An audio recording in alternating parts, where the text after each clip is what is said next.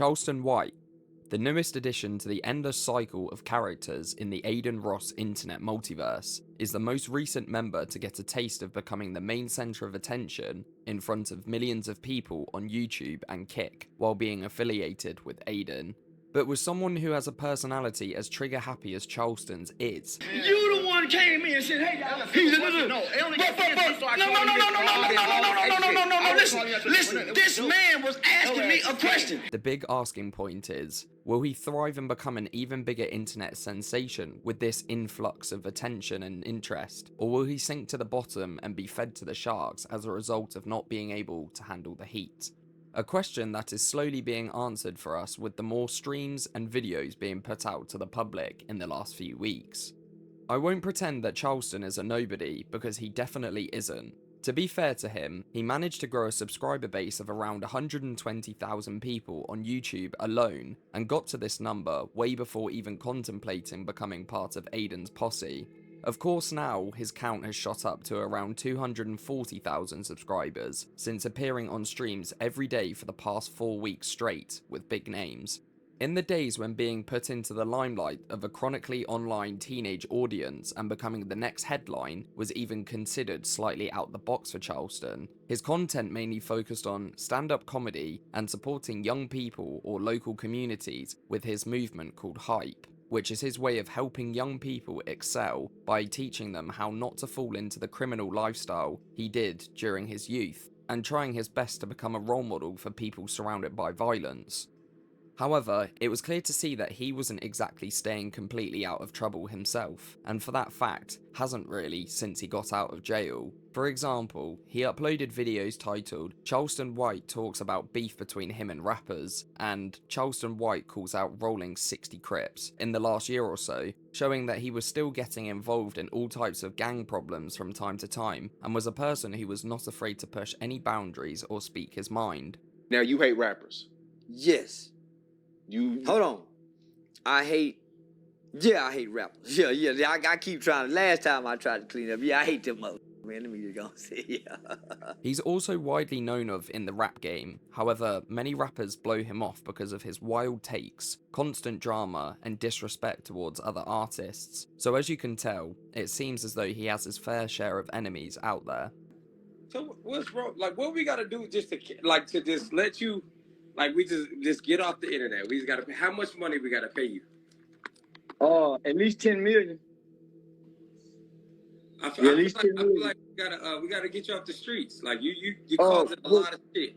For a short while, of which being 3 weeks, things were looking extremely positive for Charleston once he joined Adin's streams. His personality and energy was a big hit to the audience from his very first appearance. So did me and you talk about a month ago about having a fight and you guys turned the fight down? don't make me go so to the end. Wait, who's Dave? Don't make me go to the end. Listen, hold on. But I'm the police though, right? I asked you. Hold on. No. And then they said you were contract and you turned down the fight. He would engage with the chat, make people laugh, and actually provide a lot of entertainment value, regardless of what the stream consisted of. Basically, whenever Charleston was a guest on the stream, Adin's audience pretty much knew exactly what they were getting. The first week or so, anytime that Charleston would be a guest, it would be through Discord calls and virtual conversations on things like just chatting streams between the two, or conversations with other influencers. This provided a very unfiltered version of the new guest, and again, a lot of comedic value to the audience because he was constantly being funny without even knowing it. Let Charleston talk. I'll kick both y'all ass. You're a tongue kissing. My mama, he wants to do a big fight with you. At this point, things were going extremely smoothly, so smoothly that Adin would begin flying Charleston out to do in real life streams of dinner dates with models and other influencers, games like What's in the Box. What is it? I ain't do it! Alright, you do it first? No! You do it! Gray man, white man! Daily live streams where they'd go shopping, grabbing food to eat, and travelling to places. Charleston quickly became an even bigger fan favourite once the group linked up in person due to his argumentative and provocative personality, but also because he wasn't afraid to speak his mind and be completely real on camera. regardless of how well he knew the rest of the group or the audience he was working with. His loud nature mixed extremely well with the rest of the group. It was clear to see that he wasn't camera shy with a group of new people and got involved straight away without any hesitation. This did, however, make him an easy target, since the group quickly discovered how effortless it was to press Charleston and get him frustrated. Unfortunately, the trolling started to become a factor during these streams where Charleston would come to see Adin and his friends. The main one being a clip where Adin and his friend play and dance to a King Von song in the back of what looks like a limo, even though they are both aware of Charleston's views and connections with the late rapper and the people surrounding him.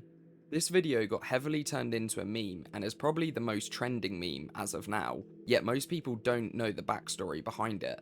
Basically, Adin and Charleston have conflicting views on the background of King Von, and the rest of the information is already out there on YouTube, so I won't repeat what's been said countless times already. These in-person streams lasted all of about a week. This was until Charleston would be introduced to another one of Adin's friends, Izzy Prime. Unlike Charleston's relationship with other members of Adin's crew or other streamers Adin would collab with, Prime and himself had a complete clash of personalities and would just be arguing or hostile towards each other almost every time they were with one another. Not only was the relationship between the two past breaking point, this tension also caused cracks in the relationship between Adin and Charleston to appear, ultimately starting the ruthless cycle of getting rid of one member and finding a new one as soon as possible. Things sort of stayed this way for a while for the sake of streams, until the tension finally snapped and boiled over during a stream where originally Prime and Charleston got into a disagreement, which Adin then got involved in, causing Charleston to voice his anger towards the other two. He then left the stream and has since gone on to podcast to expose Adin, his friends, and how they go about their business. He describes his time with the group as being part of an experiment, and as though he was taken advantage of, seeing as there was only one of him and a large group of the others. Eventually, I did ask him that third day, the night before we're gonna leave, before I get into it with him. I said, hey, we done played around enough. When do you and I sit down and talk about the deal? He said, we got one more day of streaming, and then we'll talk then. I said, oh, they playing with me. Looking back, do you think that they were even ever gonna offer you a deal? Or were you an experiment? I was an experiment.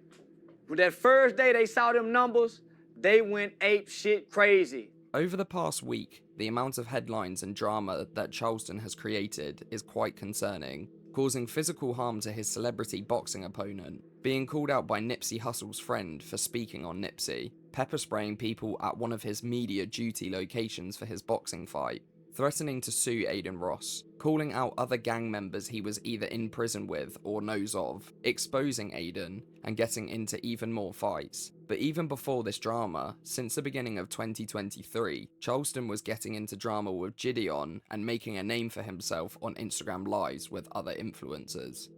It does seem like it's all got a bit too much for Charleston. The amount of commotion that he's causing for himself is unhealthy. Don't get me wrong, it'll keep his name trending for a lot longer, but if he's got to keep doing crazier things to stay relevant, it's not worth it, and it will just exhaust him both mentally and physically.